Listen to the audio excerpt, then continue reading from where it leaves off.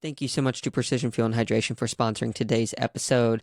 Amazing company that makes amazing products. I have been testing out anything from their chews, which are my favorite, or their carb-only mix, or different kinds of carb mixes that include the different levels of sodium that you may need to keep your electrolytes in balance. Check them out. You can go to pfandh.com/stupid questions, and you can get 15% off any of their stuff there. They also have an amazing tool that gives athletes a personalized plan for their next race, which provides a lot of great basis for you to iterate and refine your strategy come race day. You can make yours at precisionhydration.com/planner. That's /planner. And so if you want to get an awesome discount with some awesome products, make sure to check it out. That's at pfandh.com/stupid questions. You can also find the stuff in the show notes. How's it going, everybody? And welcome to this next edition of the Stupid Questions podcast. Today, we're going to be talking with none other than Eric Lagerström from TTL Niche from That Triathlon Life. Get to talk a little bit of Eric and just his creative process, how he got started in the sport, how he got started being so creative, what drives him, and a lot of other neat topics, even including how he recently got engaged to Paula Findlay. So without further ado, please enjoy this conversation with Eric Lagerström. First of all, welcome to the podcast. Super awesome to have you on. Thank you. Happy to be here. Yeah, man. The second thing, how I kind of like to get started typically with people who are on is to ask them a question a little bit in the third person. And that question is, who is Eric? Oh, wow. So I'm going to do my own walkout intro here. Yeah. Eric is a lifelong triathlete, professional triathlete for the last 10 years, founder of That Triathlon Life along with Paula Findlay, and on a mission to make triathlon awesome and fun and bring new people into it. That's beautiful. So, but who is Eric outside of triathlon? If we had to give Eric some values or understand like who he is outside of what he does. An emotional, creative, obsessive personality. Trying to just get the most out of life and live a flexible life that allows them to build new cool things that didn't exist before. Yeah, for sure. Have you always had that kind of, I hesitate to use the word inventor, but I guess we could say inventor, entrepreneurial spirit, creator vibe about you? Yeah, I can definitely remember as a kid, I had a radio flyer wagon, real old school, and we lived on a cul-de-sac, and that wagon was a spaceship, a race car, a covered wagon, everything under the sun. And I was constantly coming up with new games and ideas and sidewalk chalk, my parents definitely kicked me out the door when the sun rose and had to call me over and over when the sun was going down. So always out doing stuff. Yeah, for sure. You have siblings? Yeah, I have a younger sister. Nice. Where does she fit into your world these days? Well, these days, we don't cross paths that often. We used to live together up until a few years ago when Paula and I moved to Bend.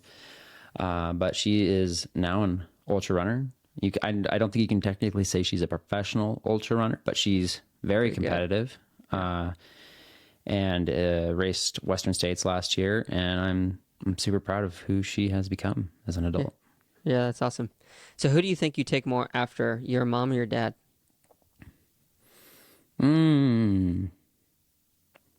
Probably maybe 60-40, dad to mom. Yeah. I say I'm a pretty good blend. My dad's extremely logical guy, very handy, can fix anything, has remodeled every house in the house, has remodeled every room in the house that I grew up in. Wow. And that was, that's inspiring to me, I guess. And he gave me an appreciation for being self-sufficient and learning to do things. But my mom is definitely very creative. She does a lot of crafts and, is a very, very kind person. And I'd like to think I'm a good blend of both of them. Yeah, for sure.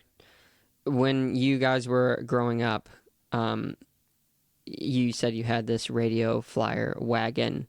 It sounds like you spent a lot of time outside as a kid. Is that accurate? Yeah, totally. When we were in Cabo racing a couple days ago, and Paula, Nick, and I, who you've had on the podcast, Nick, we were kind of all just talking about like, at what point in time do you give a kid an iPad, and like, when did we get anything electronic and stuff? And I think I got my first electronic device was a Game Boy Color when I was 13 years old or something like that. And up till then, we got to watch an hour of cartoons on Saturday, but other than that, there was no screens. We were outside, making up games. I mean, with the other neighborhood kids and stuff. So, going camping in the summer times, and I'm very appreciative for that. And should I have a kid, that's definitely going to be my goal, is to, I think the takeaway from that conversation was you need to be able to be bored to, build the skill to entertain yourself and let creativity come in. Otherwise you're just constantly just digesting and never creating or having any true thoughts. Yeah. No, yeah, for sure. I remember being a kid. We also played a lot outdoors, and my buddy, where I used to hang at his house a lot, the neighbor kid, they had like this bamboo forest. And nice. So it was always a fort. And in my mind, I was like, this thing's going to have walls and ceilings. We're going to make toilets. We're going to have sinks, and then you get 10 minutes into it, and I'm like, man, this is just not going how I planned. Did you ever experience anything like that? Yeah, I don't know. Maybe my imagination was good enough that the things were as good in my imagination, and somebody else could be looking at it and like, this kid's just walking around in a square of dirt. But in my mind, it was something completely different, and just wait till tomorrow and I'll have it, I'll have some walls going. Yeah, for sure. So what were you like as a kid? I mean, obviously you spent a lot of time outdoors. Were you more attached to your mom? Were you more attached to your dad? Were you fearless? What were you like? I was definitely attached to my parents. That's for sure. I went to college in Portland. I didn't really want to go that far away from home. My parents very much were, I don't want to say my best friends, because I definitely had a best friend and stuff, but they were, I had a very, very close relationship with them. And I was, I got dropped off at daycare at a church, at like 6 years old, and cried so long that my mom had to come back and get me. I was pretty attached. Yeah. But also I wanted to go to the end of the block on my bike and try new things and explore and stuff. But I certainly never felt like, I need to get away from my parents. Yeah, for sure. So you mentioned this end of the block and the cul-de-sac a couple of times, and in a video you recently created called Aerobic Meets Creative, you had a line where you said your parents let you, and I quote, ride all the way all by yourself to the end of the cul-de-sac, and it like opened your world. That sounds like a pivotal moment in your life. Would you care to unpack that a little bit? Yeah, sure. I guess for me, that cul-de-sac was my entire life, and I was very happy with it. It seemed huge. If I go back now, it's not nearly as big as it was in my mind. Yeah. But there were, all kids on the cul-de-sac, and we all had bikes, and one kid had a pool, and that was the entire world. But when started being allowed to walk to school or go past the end of the cul-de-sac or whatever, I don't know, that was just, I get a moment of, there's so much more out here. And as much as I love where I came from and what I got going on over here, man, I just want to go see what's out there. Yeah. Do you remember how old you were when that happened? No. I have, I've never been good with dates. I did AP Calculus and AP History in high school, and I just barely passed the AP History test because I was super good with themes, and I can tell you why Benjamin Franklin did this and how that ties into the war and the thing, but then it would be like, what year did the war start? Was it 1940 or 1943? And I have absolutely no idea. Yeah. I know it was in the 40s, and I can tell you why it started, but the specifics are tough. Well, that leads me to the obvious next question. Do you remember the date you got engaged? To Paula? Yeah. No, I guess I didn't really make a note of the specific day, but it was the day that we were about to leave Canmore. Nice. And drive back home. I was pretty much out of time, but I knew for the last couple of years, I'd wanted to do it either in Bend at a specific location, or I had a specific location in mind in Canmore, and I just kind of finally saw that window closing. I'm like, I'm not going to go with my top location here, but I'm going to go with my second location. Yeah. But yeah, I don't know the exact date. I write these things in my phone these days. I write important dates in the phone, and then just knowing that I'm going to, confuse my sister's birthday with the day that I got engaged with the day that, that next race is. Yeah, for sure.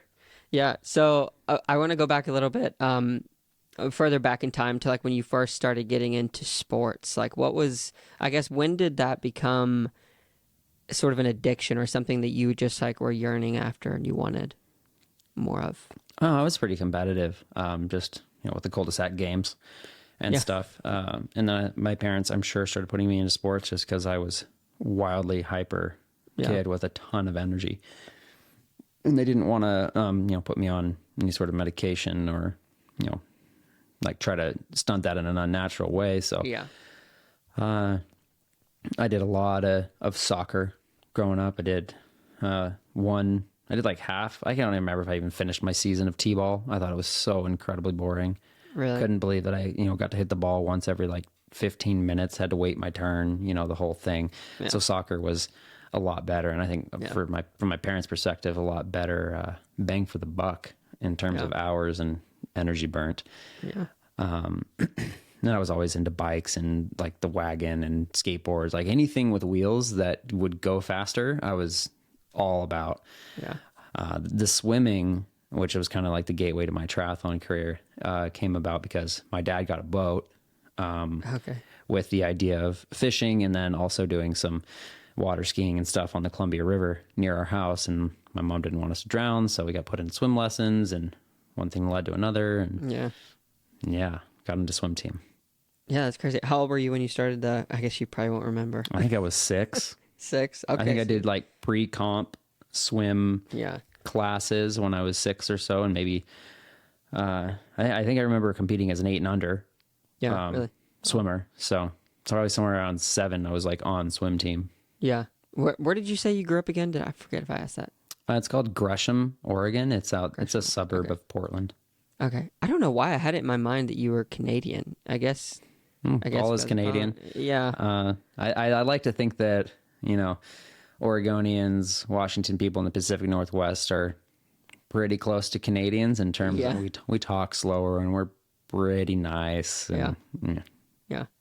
Tell me about the etymology, if that's the right word, of your last name and how you would pronounce it in the mother tongue. Lagerström. Okay. It's Swedish. What is it? Great. Might be one more great. Grandparents came over, landed in New York City, and then moved to Kansas. Yeah. And I think when they landed, they took the umlauts out of their name, which is the 2 little dots over the O. I put that back in on my Strava account just for fun. Yeah, I was going to say, I've actually used it before when I've written your name a few times because it's fun for whatever reason. It's very fun. But I think that's one of those things that got, lost in translation when they were writing everybody's names down on the charters or whatever. And then at some point in time, part of my family started heading further west. And so I was born in Salt Lake City. That's where my parents grew up. Okay. And then my aunt moved from Salt Lake City to Portland. And I think she was there for 15 years or something before my parents had visited enough and really wanted to move to Oregon and leave Utah as well. So that's my whole family history. Yeah, no, that's super sweet. I wish I could track mine back that far. It's always neat to hear when people can track it back to. Can you go do you have it deep enough where you can go back to Sweden and look even further back? Oh, dude, that's so cool. My dad is super into it. So he knows all about like the relatives up the chain, and he's got a book that's like the diary of 2 different families. There's actually the Lagerströms, and then I can't remember what the other one is, that came over at the same time, and it kind of like documents a little bit of their experience and everything. So he's all about that, and I will at some point in time dive into that, but I don't have it memorized. Yeah. No, that's super interesting. Do you Lagerström, does that have a meaning, or is it just a last name? I think I was told it was like Smokehouse by the water, but yeah, Smoking lager meats type of deal. obviously has some like beer ties. Yeah, So that I was told that, I think, 20 years ago. But nice. Yeah. Cool, man. So there's so many things that I would like to cover, but I think that it would probably be most interesting to hear it from like your perspective. So take me back. I guess the good starting point would be you start to get into this thing called triathlon, and then obviously you're a creative person, so I know that all of these things are probably coming in and weaving in over time. What was that process from professional triathlete, transition 4, whatever preceded that, TTL? yeah, sorry. Oh, you're good. So yeah, I think, through a lot of self-reflection and everything, I've realized that I don't really fit the mold for like the typical world-class professional triathlete brain chemistry. I'm much more fit into the artist, creative type person, brain chemistry. And I think that have been in triathlon so long because it ultimately, like your body is sort of the canvas essentially. And I was able to build myself into something, be growing that, be getting better and better as a person the whole time. And it feels like an ongoing story that I'm sort of, like half narrating in my mind and hoping it's going to go a certain way. Sure. And I think that's kind of what led me to start using social media and video and photo and stuff more, is that I kind of like had this dialogue going in my head of like my journey and everything. And it just felt natural to try to capture it in some way. And it also is very helpful with just like processing personally, like having a journal. So like me wanting to do video specifically though, kind of comes down to like the sports that I was really interested in growing up, which were snowboarding and wakeboarding and skateboarding and BMX. I was really into action sports, and it just like so turned out that I was good at aerobic sports. But I still to this day, I watch surf films and I watch mountain bike films and stuff to get excited. Yeah. Just because there's not knocking on anybody, but there's nothing really in the triathlon space visually and storytelling wise that gets me that excited. And that sort of, mindset is what ultimately caused me to start doing videos about triathlon in the first place. Is I thought, you know what, I see the stuff that I really like in other sports and has this certain feel and it makes me feel a certain way. And I want to, if possible, bring that into the sport where I have a little bit of relevancy and just share that, because I love the sport of triathlon and I love, like what I said about you being the project, but it doesn't have any of this sort of culture around it that I was used to in the surf, skate, snow, scene. So and I'll come back to a little bit of formulation in a second, but like from that point in time when you were like, there's a lack here, and now it's definitely becoming more of a prevalent thing. I think that there's obviously still a lot more room for growth. If you were coming into the sport now, would you say that it's matching tier for tier that level of energy that you saw in the action sports like snowboard, BMX, all that stuff? Definitely not. Definitely not. So I would not say that it's really improved that much. Really? Okay. Yeah, and this is purely a subjective and a preference type of thing. Like I said, the thing that I want to see is like a very emotive, passionate, type of content. Whereas like I watch that and it's just like I know exactly what that person, the emotion that they were trying to make me feel, and like I just want to close my laptop, jump out of my seat, and go do an activity right now because like I'm so fired up. Yeah. Because of the energy that snowboard film has given me. And yes, I think as a result of what, the ball that I started rolling in triathlon with doing vlogs that I, like they were terrible to begin with, but like ultimately I felt like were a cinematic take on a vlog. I don't think not many people have followed in that style or built on it or grown, to the space that you see when Brandon Semenuk in mountain biking puts out a film, or Sherpa's Cinemas with, ski films and stuff. These like beautiful pieces that really mean something. It's like people are identifying YouTube as like just another Instagram where I needed to like say, here's a status update of what I'm doing. Here's the workout I'm doing. Here's why I'm doing it. And here's, it's like very informational. And I think it's a golden age in triathlon for people who are super curious about what pro athletes do. Sure. But it's not, it's not like beautifully shot and thought through, and it's like, what's the point? What's the meaning? You seem to have a little bit of passion behind this topic.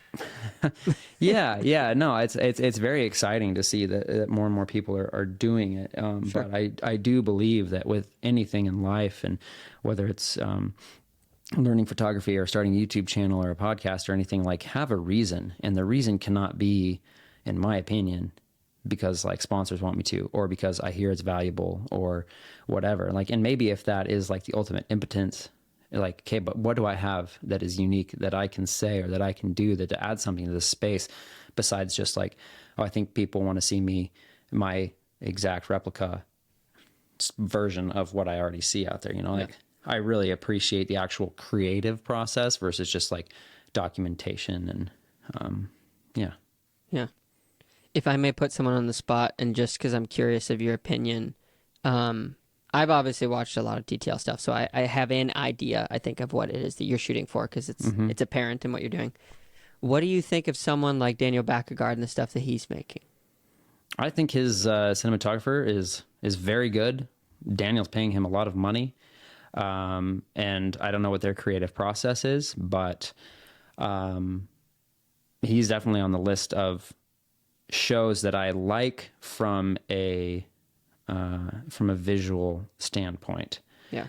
I don't like particularly care too much what Daniel has to say, or, about like what he's doing with his racing, but I really appreciate that they are putting a very creative, spin Effort in it, yeah. on, I've seen like a couple of videos, and I've seen one where he just sits down and talks to the camera, and then, but I've seen one where his guy like fully flexed, and beautiful video showing off the location that they were at, and I really appreciate that. Like, I want to feel the whole story. I want to feel like I am in Peru, for this thing. I'm not personally just trying to find out what the dynamics of the race were to apply to, my next workout or something. Yeah, for sure. Yeah, so thanks for sharing.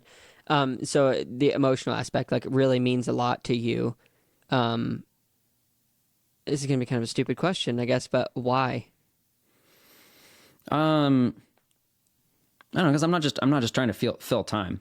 Like when I'm clicking on something or watching something, it's like, yes, there's stuff that I watch to learn things, and I usually, when I want to learn something, it's got to do with honing my personal craft, which is videography, and I trust the growth of my athletic career to my coach. He's fully invested his entire life into that. So for the most part, I'm not like out searching for what other people are doing for training. If it walks into my lap and I'm like, I'm curious, I'll find out more. But sure. I want to watch stuff that makes me feel some way. And like my favorite video, like my favorite movies, I like get choked up at the end of, and like, it's just, you can totally, like, the script and the story arc and the emotions that you feel through it are so powerful. And that to me feels good. Like, I want to feel stuff. I don't just kind of want to be a robot and everything's fine. Yeah. Good answer. What is your favorite movie then? I'm curious. Or one of them. I'll just say Drive. Okay. Like, I've got quite a few favorite movies, but that is probably a movie that not that many people have watched that I think is just absolutely fantastic for, from a lighting perspective, from a cinematography perspective, from an emotional arc, everything. The ending's fantastic. And, I can't recommend that one enough. You have to check it out. That's the one with Ryan Gosling, I'm pretty sure. Yeah.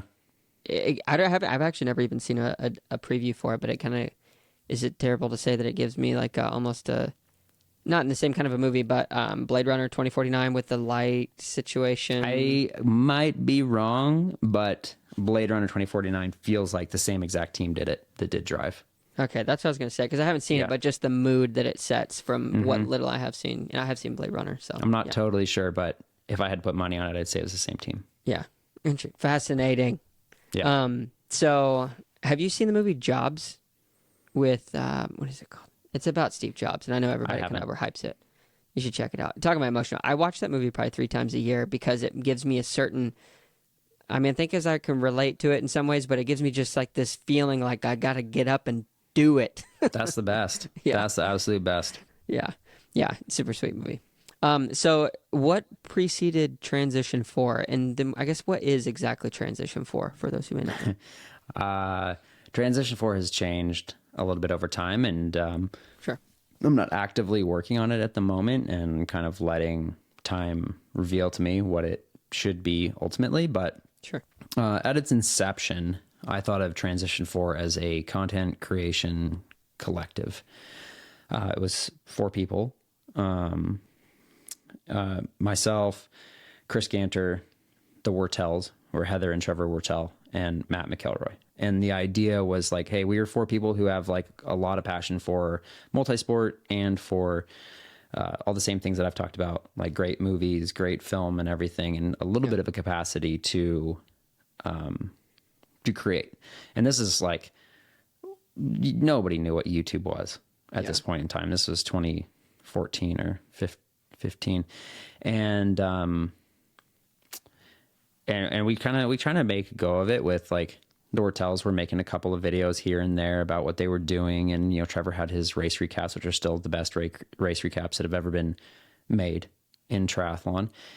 And I was trying to make more ski film type stuff and learn, and I was really not good yet. But that was the idea of like, hey, if we kind of pool our resources and make a website where videos of this certain style can live, then like maybe that could be enough momentum of our, you know, collective parts together to, you know, like get some budget to like do more content creation or, you know, whatever. We're just going to see where it goes, but that's the idea. And it didn't really work.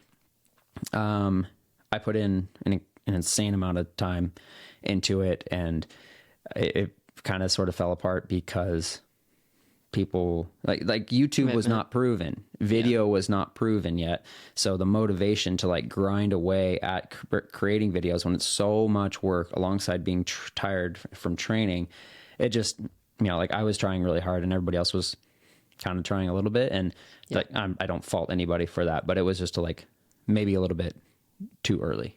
Yeah. Versus, you know, I kept making my own YouTube videos and I would put out one every, whatever, 4 months or 5 months or something around something that I felt was noteworthy. And that as I had time to actually film something, and it was just kind of like bubbling away, not really doing that much. And it wasn't until Paula came along and we sort of, you know, she came into the conversation and YouTube was maturing. People didn't think it was just for cat videos that it finally started to go somewhere. But Transition 4, like in my mind now, is just my content creation company entity. I have like let that LLC lapse. I'm not doing anything with it, but in my mind and spiritually, it is that when I like set out to make my best stuff, I am Transition 4, making a video for that triathlon life. And whenever that triathlon life kind of like, I don't want to say runs its course, but whenever, maybe I bring on more people and I don't have to be the CEO and the CFO and everything of it all at the same time. Sure. And I can make pieces for other companies or just passion projects, I might brand that as Transition 4 rather than TTL Films, but we'll see. Yeah. Do you feel like since the time you've started this and to where you are now that it has taken a trajectory that you even in a little bit expected or shot for? Yeah, for sure.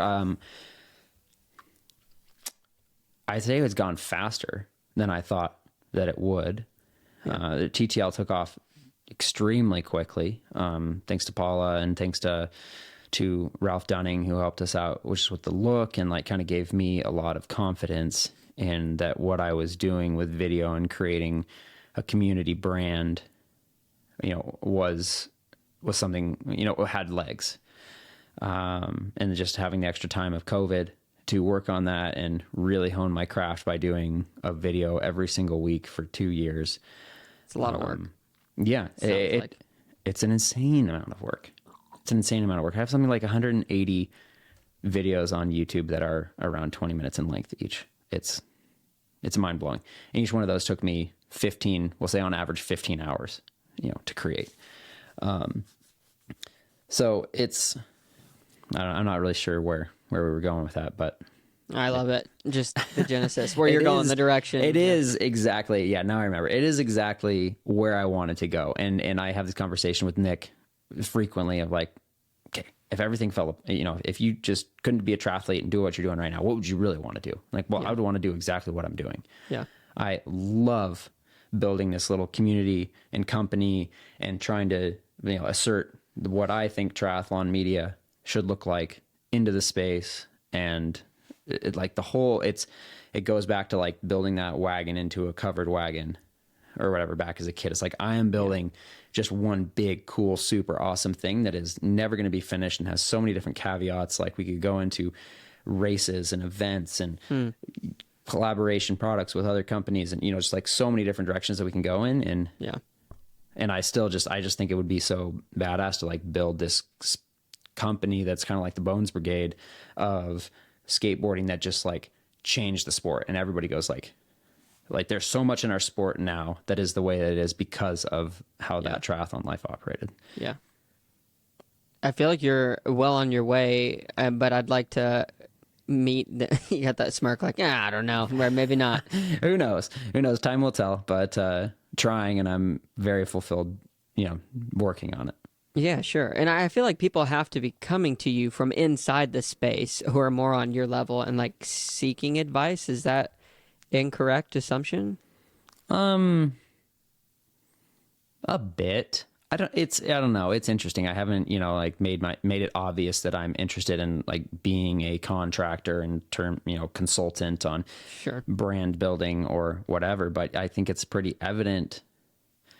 And I don't want to come across as cocky with this or anything, or maybe we're just quick movers, but like there's like how many YouTube channels there are now, professional triathletes doing YouTube channels. Yeah.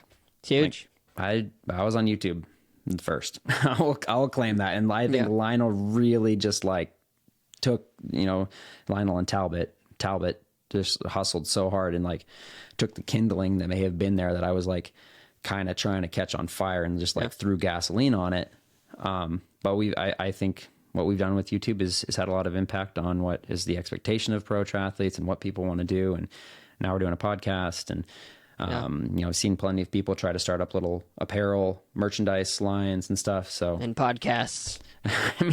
I mean, I don't want to pretend that we had the first triathlon podcast, but, I do think people look at what we're doing and go, well, they've made a lot of good moves in the past. Should we consider that, you know? Yeah. Yeah. Yeah, that feels good. Do you ever feel like you're getting too egotistical in your own head? No. I mean, I don't think so. Like,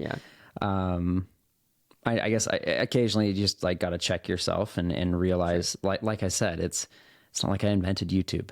And it's like, I saw it and I was one of the first people there. But it's not like a revolutionary concept, you know, to have a podcast. It's just, did we go, screw it. We'll dedicate an extra 3 hours a week to seeing if this goes somewhere. And we were the guinea pigs and gave it a proof of concept for pro triathletes. Sure. But there still aren't a bunch of pro triathletes that have, you know, podcasts. It's like Skipper. And he may have even had his before us. I don't even know. So and it's totally different. That's the thing. It's like, like I said, just like have a reason to exist and like have a thing that makes you and bring something new to the space. And like, I'm all about that. So I think there's plenty of room for more podcasts and different personalities and different YouTube videos that aren't the only thing that bums me out is when it's like, I'm going to a race now to make like our race recap video. And I like can't get to the freaking, you know, like the start line to film Paula because there's so many people with my exact camera, my exact microphone hanging over because they're making there's like 14 different video guys making videos for everybody, and they're all going to be exactly. So I dove into the water, and then I was feeling, this way and the other thing. And it's like, there's a formula. I don't know. I'm like, okay, what are we going to do to pivot? Because that is now boring to me. Yeah, you got to set a new trend. Is there something you're thinking about that you dare say out loud that you're thinking maybe like is the next avenue direction? Postcards. I mean, like the podcast is super nice because I think way more than a YouTube video, it gives you a lot of chance to like have an actual conversation. So Nick is really good at bringing out some things that we wouldn't just necessarily think of when we're monologuing, and the timeline is a lot better. A 20-minute race recap to me is like could be considered fairly short on a podcast, but a 20-minute YouTube video of you just talking to the camera, I personally am putting that on like 3x speed and trying to get through it as quickly as possible. / I don't even click on it. Wow. Unless I know the person is going to show me something cool. Like if you're going to do the whole, like, here's what video is. Video is like this beautiful mesh of music that sets a tone, and what the actual story that you're telling with your words and the visuals that go along with it. If it's you sitting down talking to a camera, that's a podcast. Yeah. Just do a podcast. I think probably more triathletes should just like do a podcast and forget the video element, because I don't think that's what video is. The purpose of video is to like satisfy all of the senses. Do you feel like it cheapens what you're doing? I bounce back and forth between feeling that and being frustrated about it, and then just realizing that it doesn't matter. The only thing that I would say is maybe different now is that like our videos just get less views, because I think people still have a finite amount of time. Yeah. And if they're just like going to get a triathlon fix on the internet, it's like we're not the only option anymore.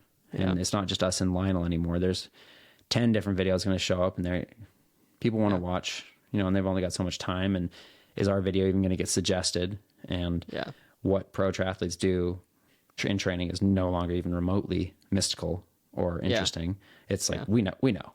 Day in the life, day in the month, day in the hour. Exactly. Unless you're just like, this year you come up with something like lactate testing. Everybody's really interested in lactate testing there for a year. And those videos got a lot of views. And now it's like, we know what that is. Yeah. So things I want to do moving forward would be to create some actual, like, I don't want to say feature length, but like mid-length 35-minute films. So I'm kind of hitting up some sponsors about like, I want to tell this story, these 3 stories, and they're all kind of similar, where I'm going to go to a location like overland triathlon style that captures my imagination and try to make something truly beautiful that inspires people to get outside. And then alongside of that, we'll have things like of Paula racing, and then some stuff of me racing, obviously, and preparation for certain races. But the need to have like Nick fights me on this, but the need to have like a race recap video about a PTO race is almost not there. Because they already do it, or what? Yeah, like they've got their pre-race hype. They've got their videos that are like long form. They've got like reels. They've got live coverage. They've got highlights that go up within an hour and a half. Like they've got all the things. So it's no longer like, man, I got to go watch Lionel's video because like I literally have no idea what happened in 70.3 Lima. Yeah. Or whatever.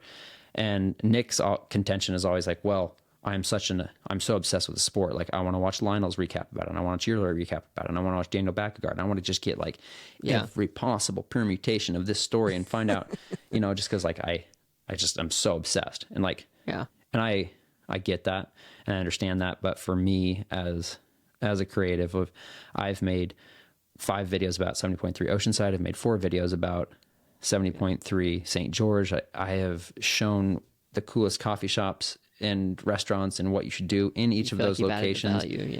I've said exactly what the course is like. Paula said what the course is like. And, is there a way that we can tell some new story that hasn't been told before about prepping for it or whatever, to sort of really get me excited to put the amount of time that we put into the videos. Not to be on Nick's side too much too, but I think that one other aspect of that, not necessarily only a race recap, but I feel like, for example, when you win something or you're up there and the camera's in your face, oh, Eric, how did it go? Talk us through the last 20 seconds as if you can think straight and all this. You're gonna kind of give this same story that everybody else gives. But then, like, when you come back home and you talk to Nick or you talk to Paula, the way that you kind of let your guard down to be like, yeah, so this is how it actually happened, and Yeah. there's no pressure from outside. Like, that's super interesting. Mm-hmm. And you can be upset about it too. Like, you can even be frustrated and be like, yeah, I don't want to do this, but I'm going to do it. And I guarantee people would dig it. So, Yeah. Yeah. I like to think that I give pretty real race recaps, but what you're getting at is for sure the thing that, I mean, people are looking for real yeah, stuff, you know? authentic. And yeah, you could say authentic, but I think it's real. It's like, I can sense that this person does not have their guard up, that this person, I feel like I'm there having that conversation with them. And I think that is incredibly powerful. And a lot of people, myself included, when you can tell somebody puts on the interview face, I tune out. Yeah. You know, whatever. I know what you're going to say already. So I agree. I think there's the potential for that. And there's always, you know, the need and the desire to tell your side of the story. Right. Because unfortunately, if you do a 70.3 and you get whatever, 5th place, and it wasn't your day, but you know, whatever, like, you weren't going to be on the broadcast. They're showing off the 2 people who are going to win or whatever, and then one person who's supposed to come from behind on the bike. So it's like very powerful from a storytelling your specific life story, and that's just me sorting through how racing fits into what I want to do in the sport and what we want to do with TTL in the sport. And is that the best use of time when everybody is doing that? Yeah. Or is the best use to make these emotive films and then host a really cool, like, camp experience in that location the following year, something like that, you know? I think part of the video and all the things is I identified, I don't know when, I don't think I have it in me to be a world champion. I think I have, like, got an incredible amount of mileage out of my genetics and my personal abilities. But for me to make a life in this sport and have an impact on this sport, I think a blend of being an athlete and being a creator is how I'm going to get the most mileage and have the most impact. Yeah. Yeah, it's interesting you say that. I have had a few other conversations, and I feel like a few other guys, maybe a girl or two, have given that similar kind of sentiment, which I feel like would be a hard thing to kind of accept because I'm not an elite level athlete. But sitting in my house, and, you know, when I first time I sat on a tri bike and I was like, I think I could become a pro at this. Mm-hmm. You know, you have these aspirations and you're shooting for that. And then when you come to a realization like, oh, I'm not sure I'm going to be able to make that happen. Like, that's a bit of an identity shift. Was that hard for you to kind of, I don't know if you, I dare to even say accept that because you're still pretty darn competitive. Yeah, no, I don't think, I think my biggest goal when I got into the sport was to make it my career. Yeah. I had plenty of people in my life being like, dude, go to college. That is, you know, finish college. This is ridiculous. And, you know, the reason after reason. Mm-hmm. And I got a chip on my shoulder with that. Like, no, this is what I want to do. I don't know what I'm going to do with college. Like, everybody does college. I don't want to be everybody. You know, I've always kind of had that streak of whatever everybody's doing. I think there's got to be something different. They're more interesting. Everybody's riding up and down this road. I wonder what the one road over is like. Yeah. There's probably nobody there, and they probably don't. Maybe it's even better. You know, just like going past the end of this cul-de-sac. Yeah. And so that's, I guess that's just going to be like a theme throughout my entire life of I wanted to prove people wrong and make my life as a professional athlete. And I don't think, I can't remember ever really even being able to imagine that I would be a world champion or a Olympic champion. But man, I thought it'd be so cool to go to the Olympics and to be successfully a pro triathlete and not have a desk job. And so I think I accomplished that. Yeah. And I wouldn't say that I have accomplished versus I'm in the process of accomplishing that. Yeah. And as I saw, you know, my teammates from the triathlon squad kind of be done with the Olympics and go on and get jobs and do other things, that kind of solidified or continued to reinforce to me, like, I don't just want to be done with triathlon when I'm tired and I've done a lot of races and stuff, and then just go learn to be an electrician. Like, I want what I'm doing right now to mean something and feed into the next thing. And I want to build something that's bigger that no other people have done before. And that's what TTL is. Yeah. Yeah. So I scrolled through your Instagram last night to try to find the bottom, and it went all the way back to 2013, which incidentally, August 15, 2013. And I think it was a picture of the bridge in Oregon. What bridge? St. John's? That would be appropriate. Big Green Bridge? I think so. But it had green, Gothic looking bridge? Yeah, and it had the stereotypical 2013 borders for Instagram. Yeah, that's great. So first of all, do you remember posting that? I don't, but I've taken a lot of pictures of that bridge in my life. And I do remember pretty much every male that I knew at the time making fun of me for being on Instagram because it was for girls. Yeah.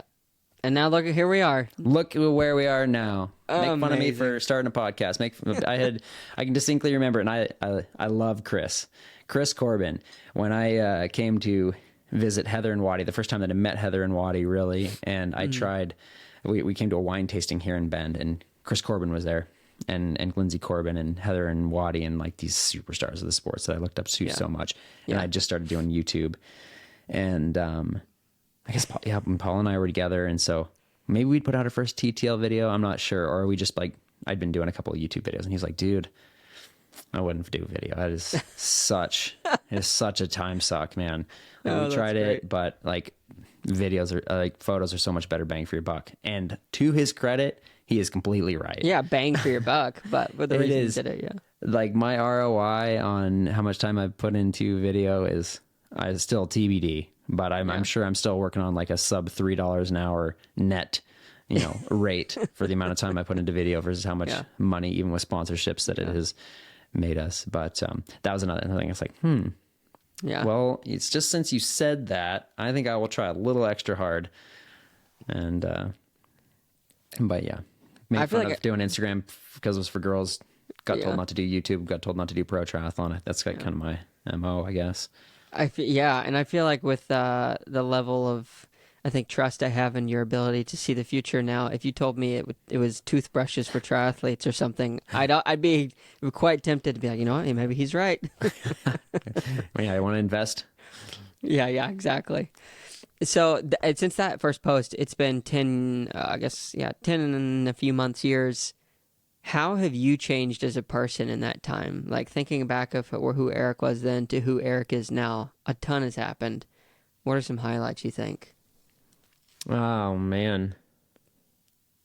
I would say the biggest thing that changed in me, and what that was like probably the thing that's been most challenging, it was like going from feeling like nobody thought I could be a pro triathlete in my mind, just because my parents told me to go back to school, and plenty of other people did, to like, I got sponsored by Red Bull, and all of us, that was kind of like a big switch. Like, I won Escape from Alcatraz. I won the Beijing International Triathlon.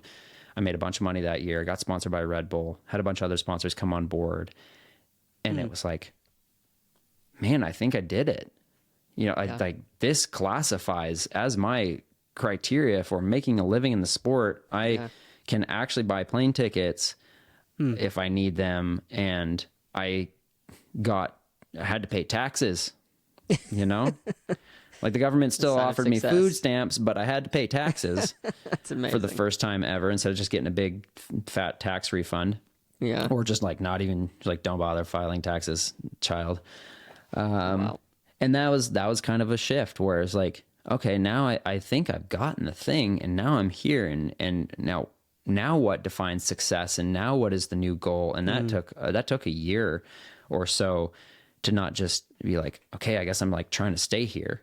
And I went through this whole kind of my struggle with, I was essentially almost or like qualified for the Olympic team. I was, it was like a real close toss up between me and Ben Canute. And then I got injured right before the final race He beat me by 15 seconds or something, and that was the deciding factor, and I didn't become an Olympian. And that process of like, okay, I think I've made it, but that like extreme fire to prove everybody wrong was no longer going to be enough. And I had to figure out, okay, now what am I doing in this sport besides just like maintaining the status quo to keep that builder mindset truly satisfied? Yeah. That's heavy. I love sports. I love the Olympics, and and I'm sure you could even share the same feelings, like all of these things that kind of culminate around what the sport is. But the fact that some people's identities, personally viewed, are crushed sometimes, especially if you're in the pool or something, by 7,000ths of a second.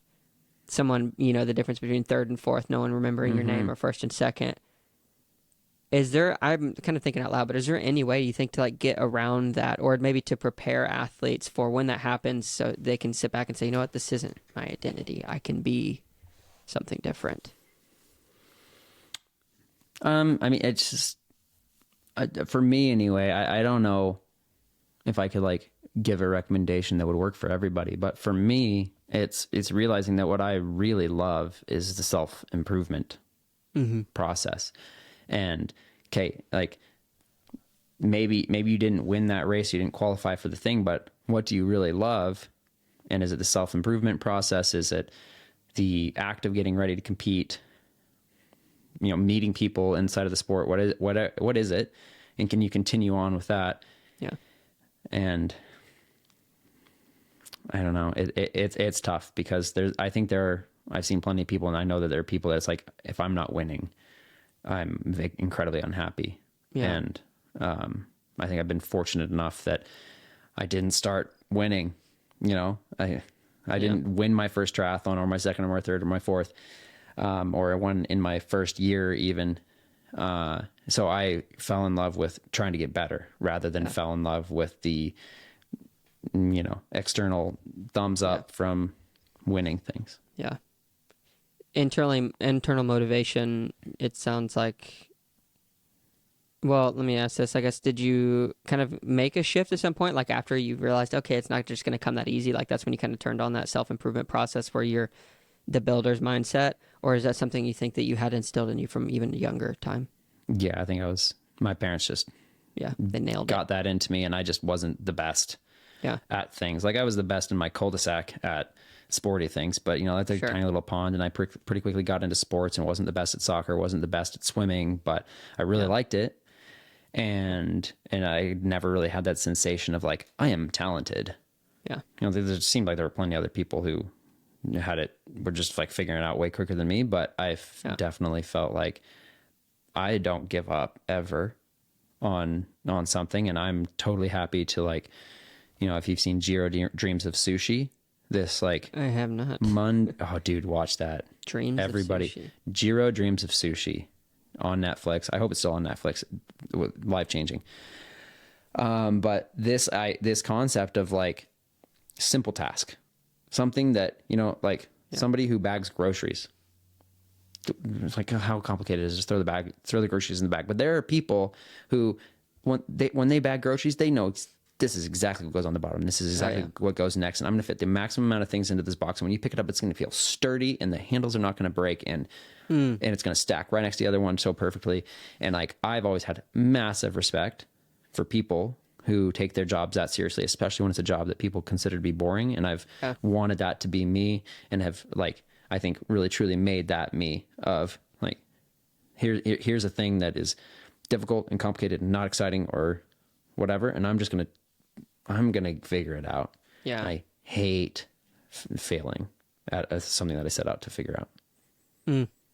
Is there anything recently that you failed at that you have been trying to figure out? Nothing large scale. No. Like there is like occasionally I just cannot make a video work. Yeah. Right. Like I usually end up figuring out some way, but I'm not super happy with it, but I'm missing a shot that like ties these two scenes together, or I just can't figure out how to wrap the thing up or something like that. But I have to put it out on Sunday. Like stuff like, I'm trying to think of something else, but I had a conversation with Paula just the other day. It's like dumb things, you know, like fitting all the leaves in the leaf basket. We've all been there. Yeah. It's I don't know. If you know, you know. You're like the type of person who's going to break every single one of their fingers to carry all the groceries in on one trip. Yeah, for sure. So there's so many things I could go into that, but in the respect for your time, I wanted to move on to a couple other different types of questions. And if at any time you're like, hey, I got to cut it, let me know. All right. So how did you meet Paula? Like, tell me, was it like you saw her, there she was, my life has changed, or was it a subtle thing? Did she come up to you? What was the story there? No, she definitely didn't come up to me. I can start from the back with that question. I pursued. I had known of her for quite a while. I had watched her, you know, live winning the World Cups, World Championship Series races that she won back in her first heyday, I guess you could call it that. Yeah. I was in my first year being pro and huge fan of the sport. So I watched all those. So I was aware. And then we were both aware of each other on the ITU race circuit, but never really chatted or anything. And then I don't know why we both went to the Beijing International Triathlon in 2017. And I distinctly remember like sitting on the bus because you have to like take these bus trips to go like see the Golden Buddha, and they video you while you do it, and then another crew has to like take the bus to go, you know, to the hidden temple, and like it's truly like a video that they're making to like as a advertisement piece to the Fengtai district of China is funding the whole thing. And I can remember sitting on this bus, and she was wearing cut off jean shorts and something else. I don't remember, just remember the jean shorts and thinking, Paula Findlay is really attractive. I don't know why I'm just realizing this or something. And I had a girlfriend for a couple years prior to that. So it's not like I was pursuing anything or just like on the market, but so I was actually incredibly sick with bad water poisoning from the World Cup that I'd come from in Czech Republic prior to this. So I wasn't able to like do that much schmoozing, but I messaged her slid into the DMs on Instagram Messenger in between, just like saying hi on the bus. And over the course of the next few months, we just kind of talked more and more and started FaceTiming and stuff. And then our first date, I got a plane ticket to Calgary, and we spent 3 days together, and it was like full Hail Mary. Could have gone terribly. Yeah. Wow. Were you like, hey, can I come to Calgary? Or, hey, I'm coming to Calgary? Yeah, I think it was more like that. I was like, I want to come visit you. When's good? Oh, and yeah, dude, that's a bold move. It was pretty bold, and I was, definitely a little freaked out about it, but glad I did it. Yeah. Was there any like awkward moments in the beginning? I assume she was with her family at that point. No, actually, they have a cabin in Canmore. So her family lives in Edmonton, and I flew to Calgary, and she picked me up, and then we went to the cabin in Canmore and basically went on hikes and got some coffees, and I met her sister, and it was like a very intense. Yeah. Here's my family. Where's the dowry? Yeah. Like we're going to find out real quick if this is a go or no go. Yeah, for sure. So then you start dating, and you've been dating you dated for a long time. I guess now you're engaged, but. Yeah. 5 years? Yeah, 5 years. Yeah. And I don't know, I've known for a while that I wanted to propose, but it, just being an artistic, creative person, I had like kind of high expectations for it and how I wanted it to be and the storyline, like the whole thing. And it was very challenging because we spend so much time together, and the type of place that I wanted to make that happen, kind of necessitated us doing an activity, doing an exercise, which is our job. So I was essentially going to be proposing in the workplace, and like with all the emotions that might go along with how good a workout is going or whatever. Yeah. And BL2 session right after. So yeah, anyway, that's my roundabout way of saying it took me a long time, but the best things come with time. Yeah, for sure. I know that you like want to keep some of that stuff kind of in wraps because so much of your life is on video and podcast and things like that. But do you have a projected date? Are you allowed to say like when No. But we could do it tomorrow. I'd be totally happy. We're not like trying to put it off or anything. It'll just come down to like, when is there going to be an opening at a venue that we like? And you know, I think we're definitely on the sooner rather than later plan. I was, in my mind, is like, when I propose, like, we could get married tomorrow. I don't feel like I need to like see how this engagement process goes. So, no date in mind, but well, congratulations. That's exciting. That's really thanks, neat. man. Yeah. So, Paula, professional world stage, Eric, professional world stage. Then you have TTL in the mix, and there's a lot of things you guys are doing together. And it seems like it would be a challenge in a good way, but to make a relationship work with two type A individuals, let alone everything else that you kind of going on. And I wouldn't say you're both necessarily type A, but how has that been a challenge or not a challenge? Like, how have you navigated through that? I think I'm a very go with the flow person. Yeah. So, like an example, when we lived with my sister was, you know, fresher out of college than we were, and just had like a slightly different, well, Paula's level of cleanliness is like her dad's a neurosurgeon, and my sister's level of cleanliness is like, I'm a young person and I got a lot of stuff that I'm doing that's fun, you know, like, and I'll get around to cleaning that thing up when I'm not busy. Yeah. And I'm like very much in the middle of like, I appreciate cleanliness and I don't want to like, you know, be dirty, but also, man, we got a really fun thing. And like, we should do that fun thing and then we can clean. And Paula's like, I can't leave the house unless it is really, really nice. So then when we come back from the thing, you know, so I was like, I could have lived with either of them just fine. Like I could been with my sister and lived in that situation. I could live with Paula, and obviously I can live with Paula. But I feel like I'm pretty flexible, and I feel like I do an okay job of like, is this the hill I want to die on? Is this the thing that matters? No. And going with the flow. Yeah. But it's like, that's all I can think of, because otherwise, like, when I think about it critically, it's like, how should this possibly work? Yeah. The amount of time that we spend together and the amount of stuff that we do together is ridiculous. But I think we do a pretty good job of taking on roles that are complementary. So I handle 100% of the video stuff, and I show it to Paula when it's 99% done, and she says, awesome. Yeah. That doesn't make me look bad, or, you know, whatever. Or sometimes if I just can't find music, she'll like help me find music, because she has really great music taste, and I just give her the link to the website where I get the music. But then she does a fantastic job with the customer service of TTL, you know, and I just fully trust that she's got it under control, and she fully trusts that I've got the video stuff under control. So like, there's a little bit of separation there, and we're not just all day long having to do every single thing on that together. And then like, we obviously do a lot of training together, but as as our relationship has matured and as I'm doing more off-road stuff, we're doing less training than we did at one point. And I think that's ultimately net good, because when we're leaving the house, of course, it's like, oh, I want to go for a bike ride with you. You're my favorite person.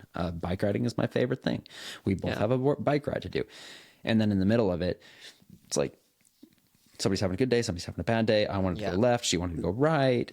So not having that be every single session, and some days just going, we're going to run different directions on this run, and just, you do your thing, I'll do my thing. Come back around.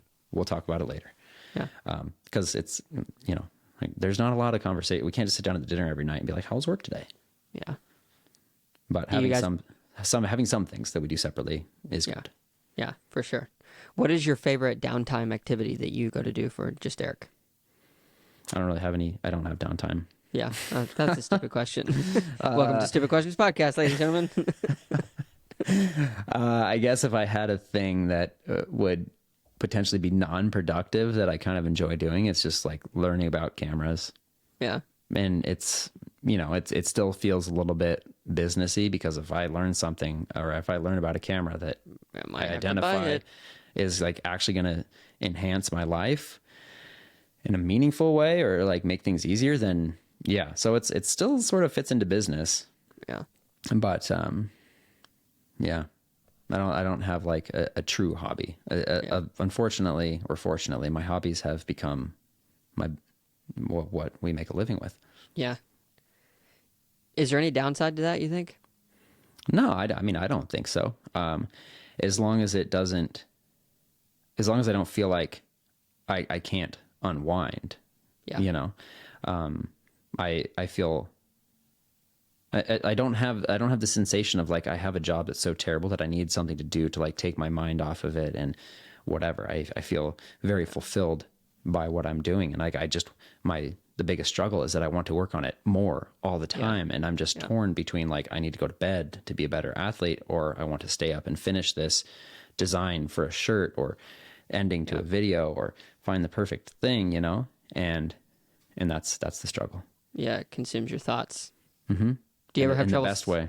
Yeah, in the best way. Do you ever have trouble sleeping because you're just like you're saying, oh man, I gotta do this, I want to do this, I want to do this, I want to do this? Of course. No? Yeah, all the time. Of course. That's, I would say one of the biggest differences that I've made in the last year, both for Paula and my relationship and just for longevity is I don't work past like 6 p.m. now. Yeah, just so you can have that. I used to just, as soon as we were done eating dinner, I would go up and I'd get on my laptop and I'd be editing the video. And so as a result, I'm only doing videos like once every 2 or 3 weeks now instead of every single weekend. But I do think that's raising the quality and the thoughtfulness of the videos and is making me happy. But I can sleep. Yeah, for sure. A couple more questions. What makes you happy? What makes me happy? Personal growth, building something. Yeah. You know, whether it's a van or it's the company. I love, like, there was a thing that was in my mind that didn't exist, and here it is. It's a real thing now. That is the absolute best feeling. Yeah, I created this thing. Yeah. Yeah. Your van that you first, because that's how I think I first started watching you guys or saw you on YouTube, is when you guys were traveling around in the van. Mm-hmm. That was pre-COVID. I'm pretty sure it wasn't because of COVID, right? You were like kind of living in a van a lot of the time for a while, weren't you? Yeah, I've had vans for a long time. Yeah. And COVID definitely allowed us to do way more adventuring than normal because there were no races. Yeah. But the van, the last van that we had during COVID was my 4th van vehicle. Yeah. Had an RV, had a Chevy van, had a Mitsubishi Delica right-hand drive van, and then we got a Sprinter finally, just because there were 2 of us. Yeah. 2 people do not fit in a Mitsubishi Delica van. If you want to Google that, 2 people in bikes, not fitting. But Sprinters have been fantastic. I'm looking up the Delica real quick because I'm just curious. Because were you doing YouTube when you were in that van? I was making some YouTube videos, but not weekly. It's what was it, a 1987? Yeah, it's old. Mitsubishi Delica, the boxy ones. Yeah, it's not a pretty car in my opinion. Dude, it was badass. 4-wheel drive. It's a truck with a van body on it. Yeah. So. Oh yeah, here we go. The 80 version. Oh, it's interesting. I mean, if you're into it, you're into it. If you're not, then that's fine. Yeah. So then I was just kind of reminiscing. It was when you got into the Mitsubishi. I think you had just gotten the Mitsubishi Sprinter when I think I first came in contact with you because my buddy got me into triathlon, my cousin, and he was like, he bought one of your very first ever hats. So that's how I was introduced to like TTL. Oh, it's like sweet. It's like one of the floppy visor and stuff like that. He still has it. The thing is like raggedy to the stitch, but yeah, it's pretty sweet. Nice. Cool, man. Well, I've got just one more question, and it was supposed to be a stupid question. It's kind of stupid. What was your favorite video game as a kid? Because you mentioned the Game Boy Color. Was it on that? Man, it would be hard to pick a favorite because, I mean, I got so obsessed about whichever video game I was into at the time. That's just, like I said, I have a very obsessive personality, and that's like a special power of being able to work on a video and not let go of it until it's done and do what I've done with being a triathlete and the thing at the same time. But favorite, I'll like throw out, I guess, like maybe 3 favorite games. Okay. I was super into the whole Spyro the Magic Dragon series on the original PS1. Yeah. I was like, nice. Yeah, very fun, a little bit problem solving, like challenging, but not too intellectual. I never got into role playing games like Final Fantasy. Yeah. Then Medal of Honor, Allied Assault. For the first time, you could like play a video game against other people on the internet through your computer. Yeah. Freaking magical. Change life. Yeah. Amazing. And then I definitely went through a phase of Age of Empires. Oh, yeah, man. Played that with my dad and my sister, like across the internet network in our house, the LAN network. Oh, yeah. So cool. Good times. Yeah, I recently got an ad that Age of Empires, somebody I guess made some kind of an emulator or something, and it's on the phone, and I tried it out. And they had some of the original sounds and everything. It brought back so many memories. It's such a fun little game because it goes back to, I think, what you really love doing. It's that create and build type of a thing. Is it? Yeah. Yeah. Yeah, man. Cool. Well, thank you so much for jumping on just to let me ask some questions about your life and a little bit different of a format and hear what you got going on. Is there actually one more thing? Is there anything that you're working on right now that you're just absolutely stoked about that you can't wait for it to come out? I guess the thing that fits most into that category is the bike build video. I filmed it 3 months ago. It's a new tarmac, specialized tarmac, and I should be putting it out in the next couple weeks. I don't really have any reason not to finish it, except for like, when am I going to release it that makes sense and with what we've had going on. And it's just been like race, and you just like drop a bike build video randomly. Yeah. But it took me quite a while to film it, and my thing with bike videos is we've been making bike videos for a little while, bike build videos. Yeah. And it seems to have just like fully jumped the shark now, where like everybody's doing it. Like every day I open Instagram, it's like, like SRAM, Canyon, Legion. Everybody's like, oh, let's just like make a really noisy in a beautifully lit bike shop situation. And so of course, just like vlogs, I'm like, okay, boring. I've like been there, done that. What's the next thing that I can do that's different and interesting? Yeah. So we built my tarmac in the middle of a lava flow in Sun River, Oregon. And then I rode it around.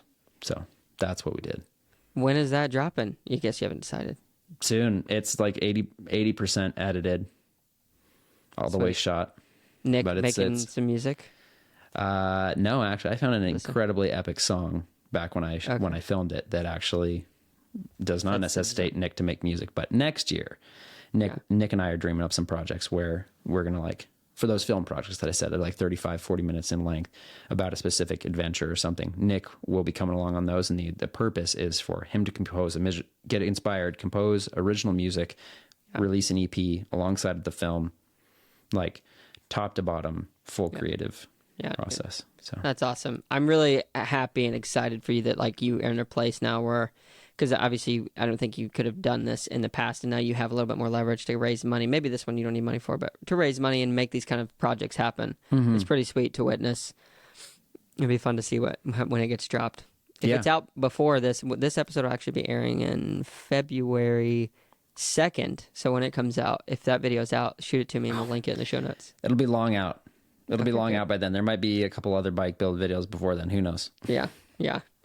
Cool, man. Well, thank you so much again for coming on. It's been super fun. Yeah, my pleasure. Thanks, man. Huge shout out again. Thank you so much to Eric Lagerström for coming on and giving a little bit of an insight into who he is as a person, where he's been in life, where he's going. Really need to hear some of those stories, especially how he met and noticed Paula for the first time over in China for that. I think it was the Beijing. Was it Beijing? Can't remember, but wherever he met her. Neat story. If you made it to this point in the podcast, just want to say thank you so much for listening and tuning in. If you're on YouTube, please give us a like and subscribe. Turn on the notification bell so you can hear when these episodes are airing. It really helps to grow our channel and get through the algorithm. If you are listening on Apple Podcasts or Spotify or any of those, please give us a follow and also review the podcast. It really does help us to grow. If you want to support the podcast, you can do that in the show notes. And also, last thing, if you want to sign up for our newsletter, you can do so on the stupidquestions.show website. Scroll all the way to the bottom or the contact tab, and you can get subscribed. Thank you guys so much, and we'll catch you in the next one.